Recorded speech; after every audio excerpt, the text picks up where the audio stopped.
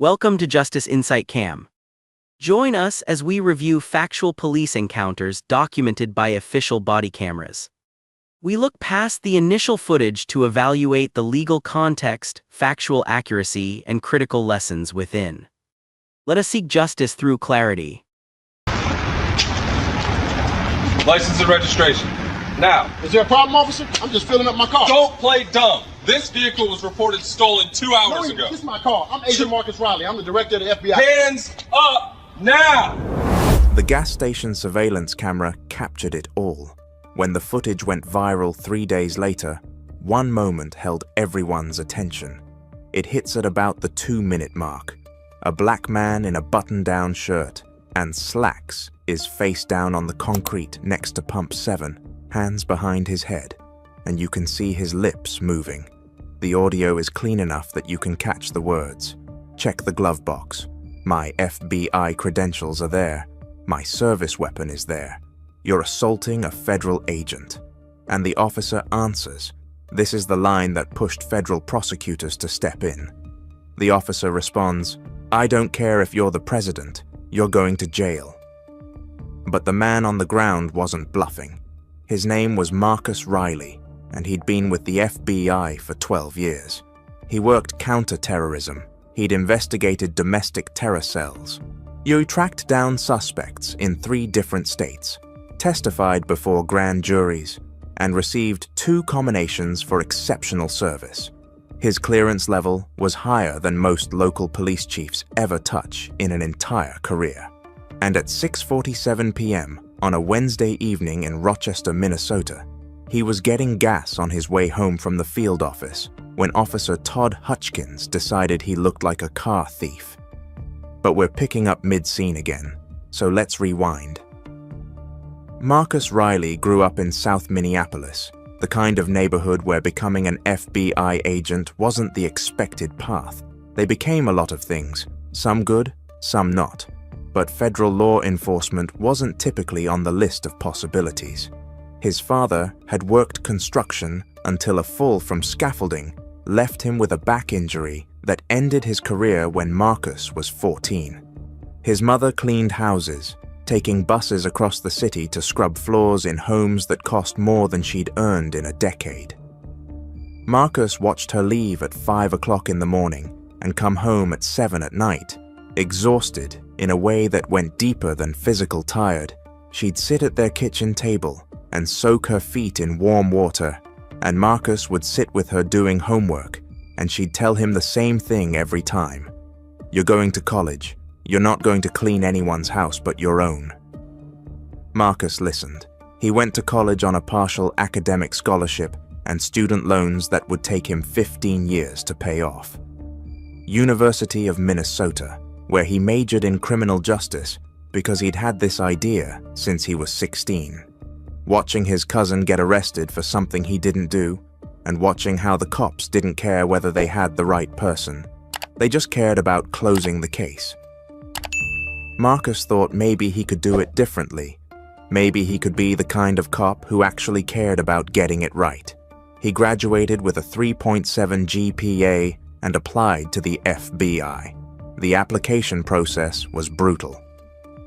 Background checks that went back to elementary school. Interviews with every teacher, every employer, every significant person in his life.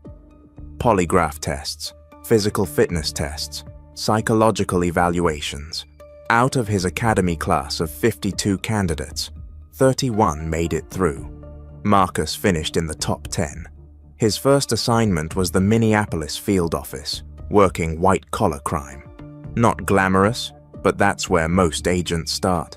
He investigated financial fraud, mortgage scams, embezzlement. He learned how to build cases that would hold up in court, how to flip witnesses, how to trace money through shell companies and offshore accounts. After 3 years, he transferred to counter-terrorism. That's where he'd been for the past 9 years. Counter-terrorism meant long hours, irregular schedules, and cases you couldn't talk about even to family. Marcus had worked on domestic terrorism cases involving white supremacist groups planning attacks. He'd investigated suspects with connections to international terrorist organizations. He'd done surveillance, executed search warrants, interviewed witnesses who were terrified to talk. He'd testified in federal court, and his testimony had helped put people in prison who were planning to kill people. He was good at his job in a way that made his supervisors notice. Calm under pressure, detail-oriented, good instincts about when someone was lying. He'd received commendations from the special agent in charge of the Minneapolis field office. He'd been promoted to supervisory special agent 2 years ago, which meant he supervised a team of 5 other agents. At 41 years old, Marcus Riley had built a career most people in law enforcement would envy. He'd also built something else over those 41 years, a deep understanding of what it meant to be a black man in America, navigating systems that didn't always see him clearly. He'd been stopped by police 11 times in his life for things that, when he really thought about it, came down to being black in a place where someone thought he didn't belong. Twice while jogging in a neighborhood nicer than where he lived. Once while sitting in his car outside his own apartment. 3 times for traffic stops where the officer's stated reason fell apart under even minimal scrutiny. And each time Marcus had done what black men learn to do. Hands visible, voice calm, no sudden movements. Comply first, object later. If you're still alive to object. He'd never told those officers he was FBI. He'd thought about it every time. Thought about pulling out his credentials and watching their faces change. But he'd also seen what happened to black men who reached for things during police stops, even when they were reaching for ID, even when they announced what they were doing. So, he'd stayed quiet, handed over his license when asked, and let the stops play out. All 11 times. Nothing had come of it because there was nothing to find.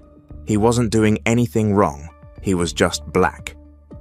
That Wednesday evening, Marcus left the FBI field office in Brooklyn Center at 6:38 p.m. He'd spent the day doing paperwork, the unglamorous part of federal law enforcement that took up more time than people realized. Case reports, witness interview summaries, evidence logs. His team was working a case involving a domestic extremist group that had been making threats against a synagogue in St. Paul, and the amount of documentation required was staggering. He'd finally finished around 6:30 and decided to head home. His car was a 2019 Honda Accord. Nothing flashy. He'd bought it used 2 years earlier. It was registered in his name. No liens, current tags, insurance paid up. It was just a car. He drove to a gas station off Highway 52 in Rochester because the tank was nearly empty and he had 40 minutes still to drive to get home. The gas station was a standard quick trip, well lit, cameras everywhere. The kind of place that felt safe enough that Marcus didn't think twice about stopping there after dark. He pulled up to Pump 7 at 6:44 p.m., got out, swiped his credit card, and started filling the tank. Normal Wednesday night. He was thinking about getting home, heating up the lasagna his wife had made the night before, maybe watching an hour of basketball before bed. He wasn't thinking about the Rochester Police Department patrol car that pulled into the gas station parking lot at 6:46 p.m. Officer Todd Hutchins was 38 years old, 13 years with Rochester PD. His patrol sector included the area around the highway, and he'd been driving past the Quick Trip when he'd seen the Honda Accord at Pump 7. Later, Hutchins would claim he'd run the plates and gotten a hit for a stolen vehicle. The problem with that claim, the problem that federal investigators would tear apart piece by piece, was that the Honda Accord at Pump 7 wasn't stolen. It had never been reported stolen. The VIN didn't match any stolen vehicle in the system. The plates were registered to Marcus Riley at his current address. There was no hit because there was nothing to hit on. But Hutchins pulled into the gas station and got out of his patrol car and approached Marcus with his hand already on his service weapon. Marcus saw him coming in his peripheral vision and felt his stomach drop. Not again. Please, not again. Hutchins's voice came out hard and aggressive. The tone cops use when they've already decided you're a threat. License and registration now. Marcus turned slowly, keeping his hands visible. The gas pump nozzle was still in his tank, gas still flowing. Is there a problem, officer? I'm just filling up my car. Don't play dumb with me. This vehicle was reported stolen 2 hours ago. Step out of the car with your hands visible. Marcus's mind went into the mode he'd trained for at Quantico, the mode he used in high-pressure situations. Stay calm, assess the threat, de-escalate if possible. Stolen. This is my car. I'm Agent Marcus Riley with the FBI. There must be some mistake, and here's where it gets interesting. The part that federal prosecutors would later argue showed deliberate intent rather than honest mistake. Hutchins didn't ask for Marcus's credentials. Didn't ask for proof of ownership. Didn't call in to double-check the stolen vehicle report. He just escalated. FBI, right? And I'm the director of the CIA. Get out of the vehicle now before I drag you out. Have you ever told someone the complete truth and had them refuse to believe you because the truth didn't match what they'd already decided about you? Comment below and tell me what happened, because I guarantee you're not alone. Marcus made a decision. He was going to show his credentials whether this cop wanted to see them or not. I have my credentials in my jacket. I'm reaching for them slowly. My badge and ID are in the inside pocket. His hand moved toward his jacket, slow and deliberate, announcing every movement, and Hutchins drew his weapon. Actually drew his service weapon and pointed it at a federal agent. Yanni reaching for his badge at a gas station. I said, hands visible, drop to the ground, face down, hands behind your head.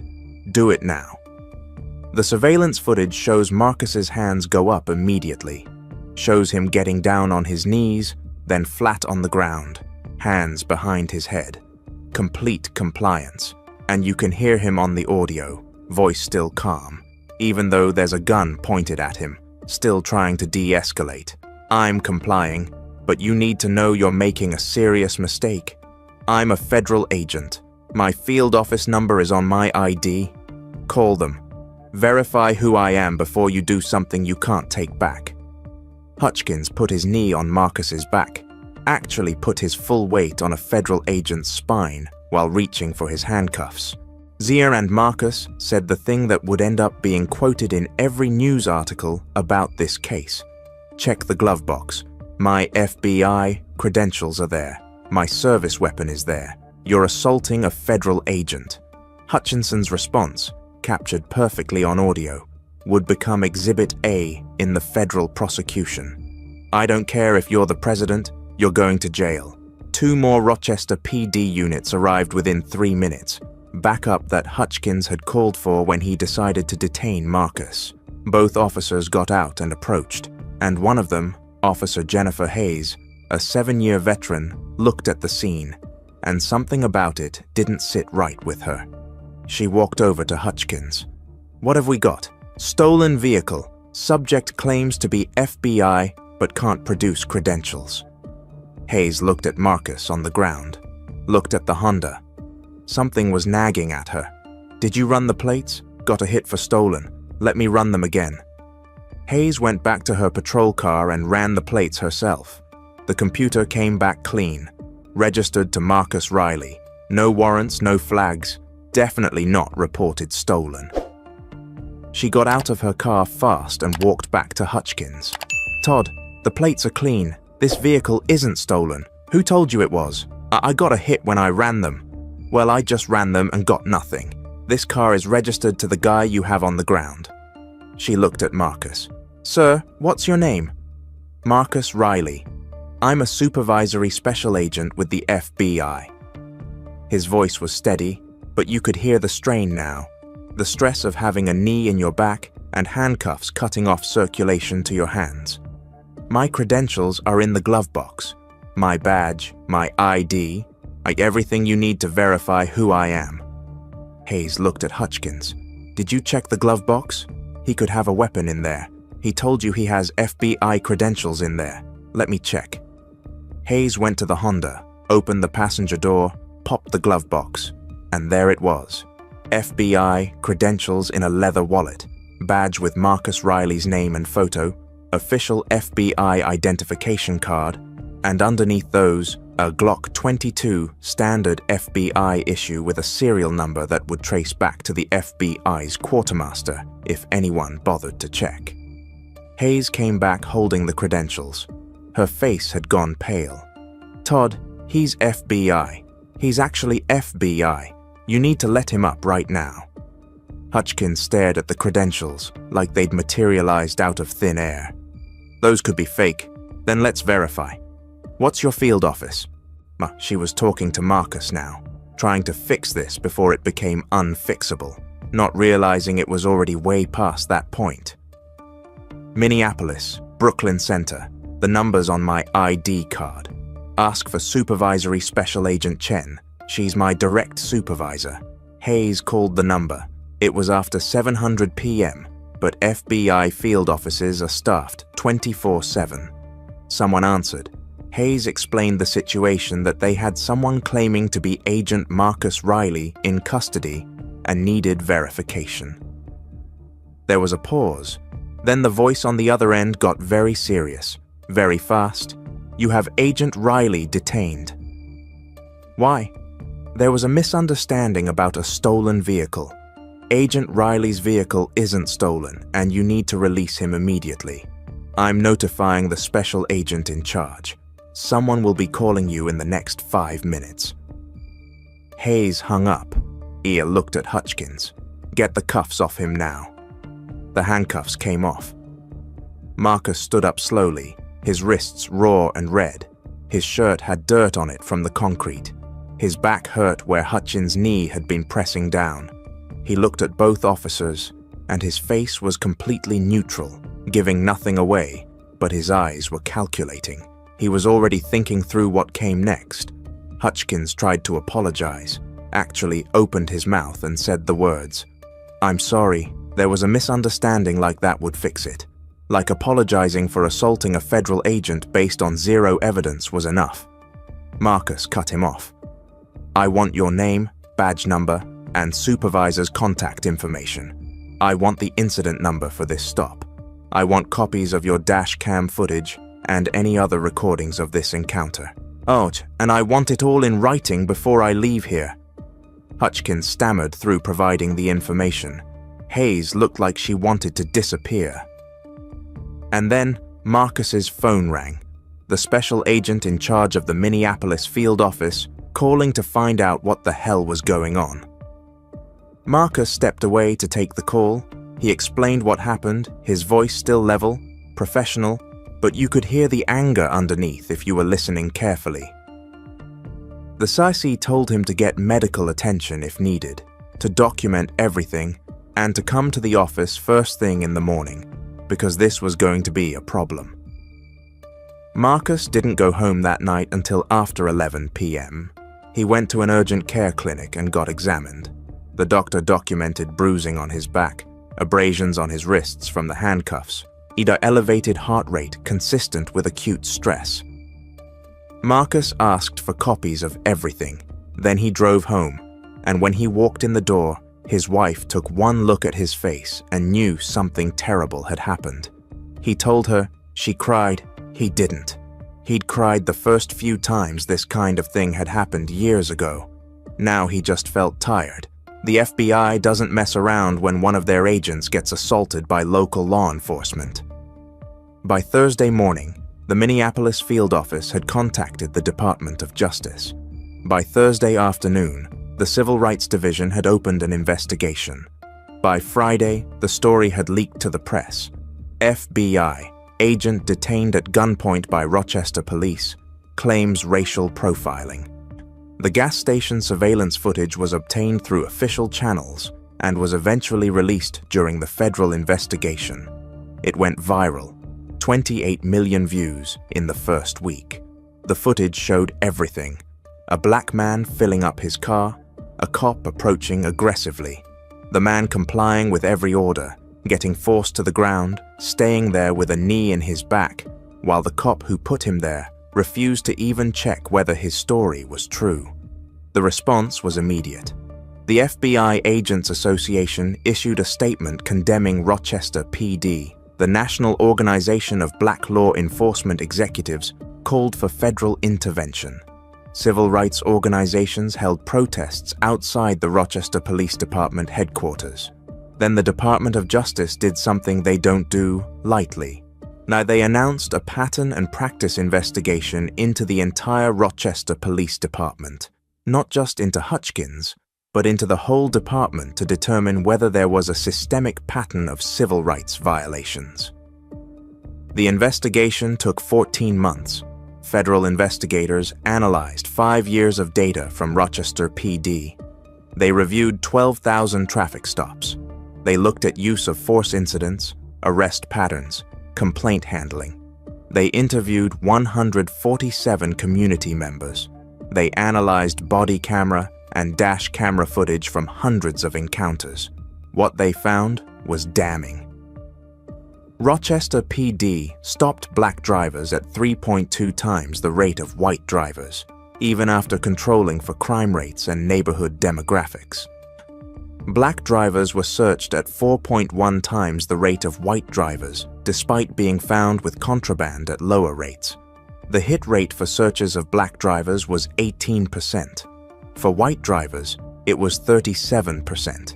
That meant officers were using much thinner justification to search black drivers and finding evidence less often, which was statistically consistent with racial profiling rather than legitimate law enforcement.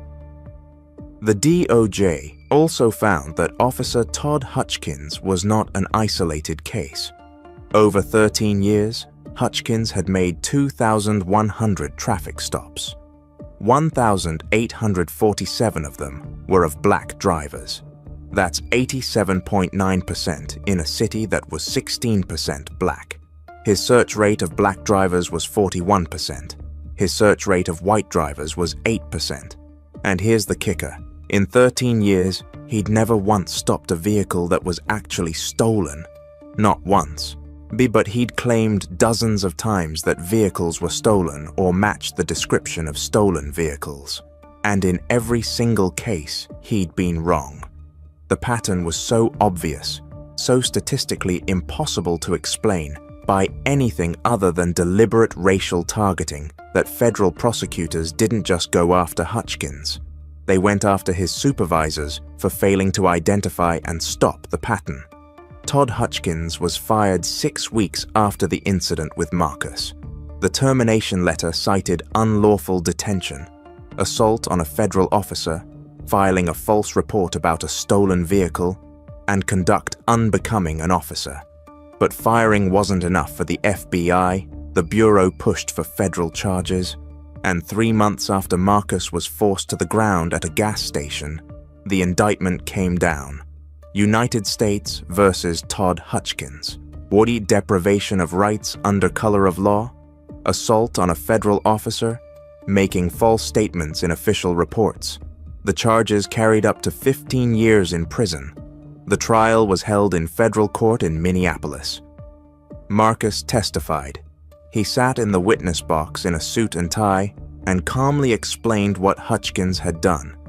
He explained that he'd identified himself as FBI, that he'd offered to show credentials, that Hutchkins had refused to verify his identity before forcing him to the ground, that he'd been completely compliant, and Hutchkins had assaulted him anyway. The gas station surveillance footage was played for the jury, all 8 minutes of it. From the moment Hutchkins pulled in to the moment the handcuffs came off, the audio was crystal clear. Every word, every command.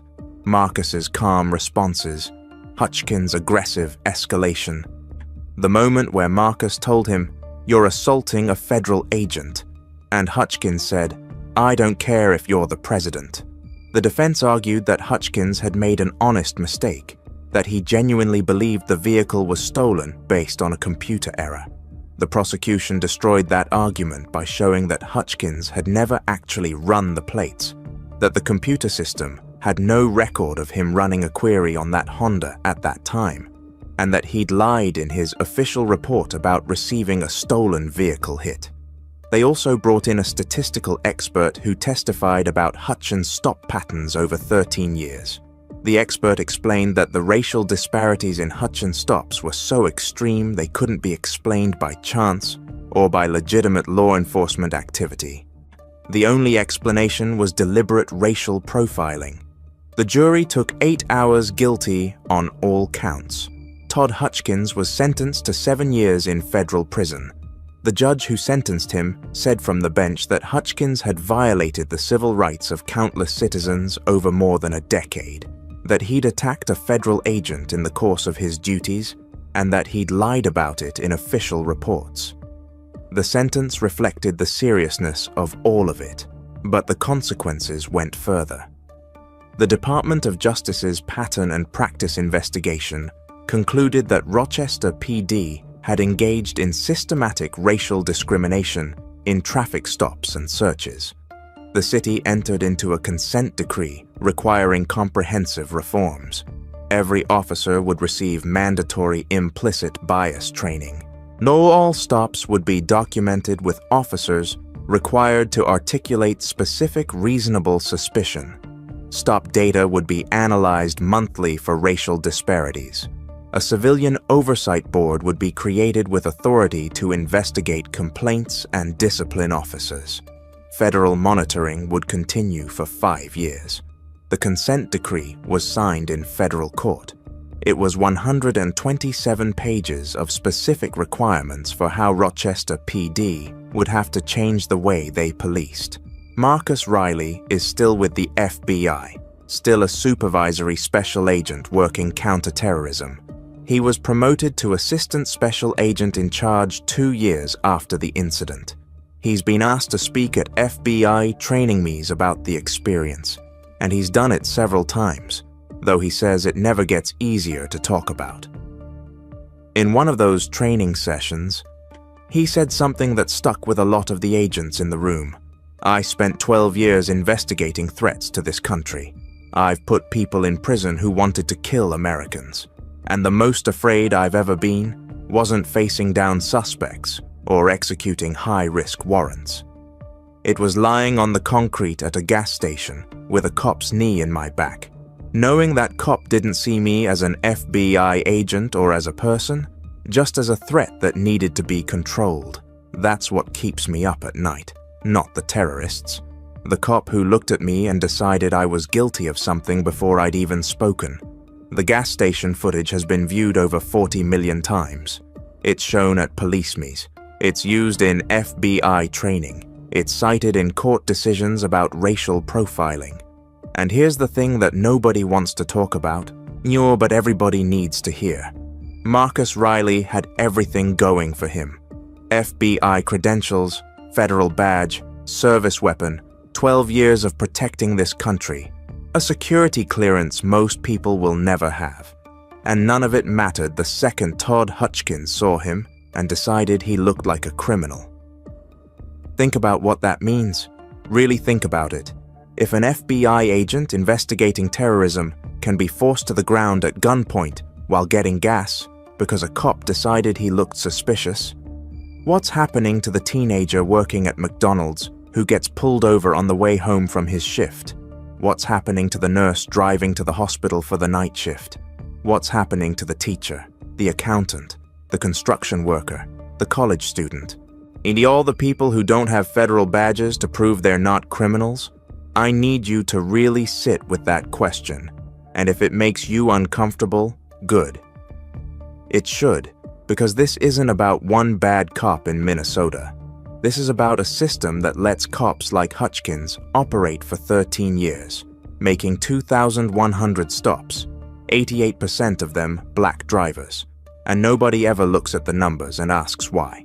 Nobody flags it. Nobody stops it until he puts handcuffs on someone with enough power to force accountability. If this story opens your eyes to something you didn't see before, share it. Send it to someone who needs to understand why black parents have to teach their kids how to survive police encounters. Send it to someone who thinks racial profiling is exaggerated. You send it to someone who still believes that compliance guarantees safety because Marcus Riley complied.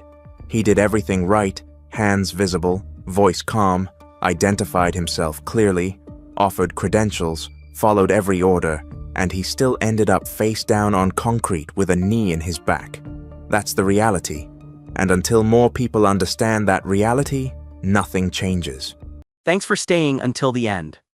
If this review offered a fresh viewpoint, please like, share, and subscribe to Justice Insight Cam. Stay alert, stay out of harm's way, and we will catch you next episode.